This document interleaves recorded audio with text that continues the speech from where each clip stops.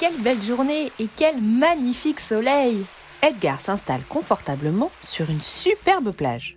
Il étend sa serviette sur le sable fin et contemple l'océan qui s'étend devant lui à perte de vue. Avec ce temps, mon cœur balance. Je ne sais pas si je préférais aller me baigner ou bronzer au soleil. Edgar est indécis. Mais ne pas aller se baigner par cette chaleur serait vraiment un crime. Allez Edgar, à l'eau!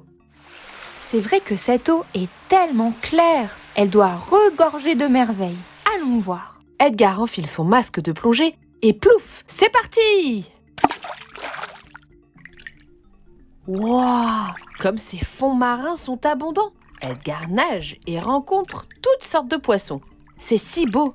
Ces animaux sous-marins sont plus beaux les uns que les autres. On voit des poissons clowns, des méduses luminescentes, il y a même des hippocampes. Mais attention Edgar, tu commences vraiment à t'éloigner du rivage. Oh, suis-je dans un rêve? Tout à coup, Edgar se retrouve nez à nez avec une sirène. Viens avec moi, renard.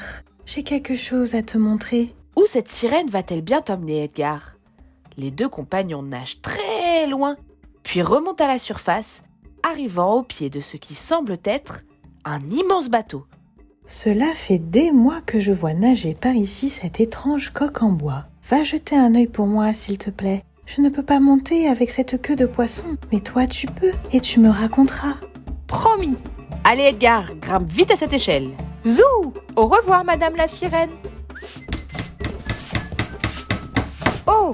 Me voilà donc dans un véritable navire pirate. Devant ses yeux s'étend un pont. Des matelots s'activent, serrant les cordages, astiquant le sol et s'occupant des voiles. Et si j'en profitais pour faire un tour? Tout m'a l'air si grand. Il doit y avoir beaucoup de choses à découvrir. En avant. Toi. Oh oh! Voici qu'un crabe immense s'avance vers Edgar. Il n'a pas l'air content du tout. Vu son imposant tricorne, son cache-œil et son crochet, il n'y a pas de doute. Nous sommes devant le capitaine de ce navire. Que fais-tu ici? Tu n'es pas matelot, toi, ça se voit. Pourquoi te laisserais-je l'honneur de rejoindre mon équipage? Montre-moi que tu as ta place ici. Edgar est bien décidé à gagner la confiance du capitaine.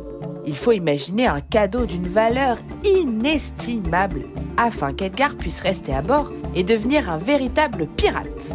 Alors, à quel type de cadeau penses-tu, petit aventurier? Je te laisse réfléchir.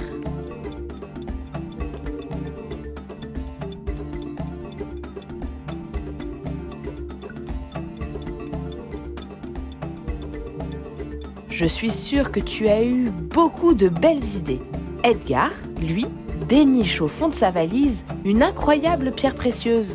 Le capitaine semble enchanté par ce cadeau et Edgar a sa permission pour rejoindre l'équipage. Comme c'est excitant! Tu m'as bien cerné, Moussaillon. Un pirate qui n'aime pas les trésors, ça n'existe pas. Je t'accorde le droit de monter à bord. Mais tu vas devoir mettre la main à la pâte. Je t'assigne gabier. Quel honneur! Gabier? Je me demande bien ce que cela veut bien vouloir dire. Psst, par ici, suis-moi. Grimpons jusqu'à la une. Je suis moi aussi gabier. Oh, Edgar se demande qui peut bien lui parler. Oh, c'est un petit tarsier, un tout petit animal aux grands yeux jaunes et aux grandes mains, caché en hauteur derrière un cordage. Être gabier, c'est un poste dangereux mais merveilleux. Nous travaillons en hauteur, à raccommoder les voiles et s'occuper des cordages par exemple, en grimpant partout, mais il faut faire attention à ne pas tomber. Viens voir en haut du mât. Edgar suit donc ce drôle de petit animal. Il s'accroche au grand mât et l'escalade comme il le peut.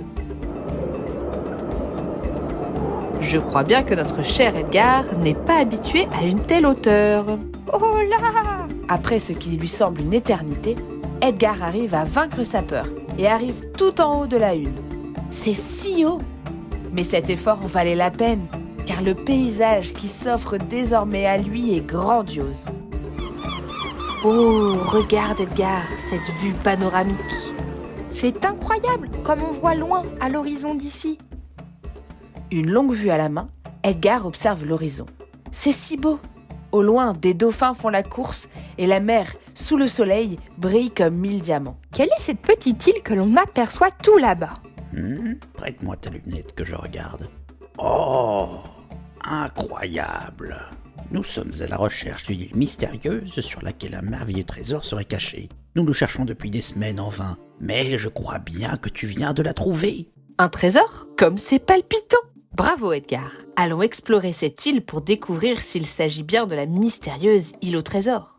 Eh oui, à trop chercher, on tourne parfois en rond. Alors, demander un avis extérieur peut débloquer des problèmes en un rien de temps. Petit aventurier, toi aussi, tu peux parfois demander de l'aide extérieure quand tu te sens bloqué. Retrouve mes histoires créatives sur mon site www.dipongo.co. À bientôt!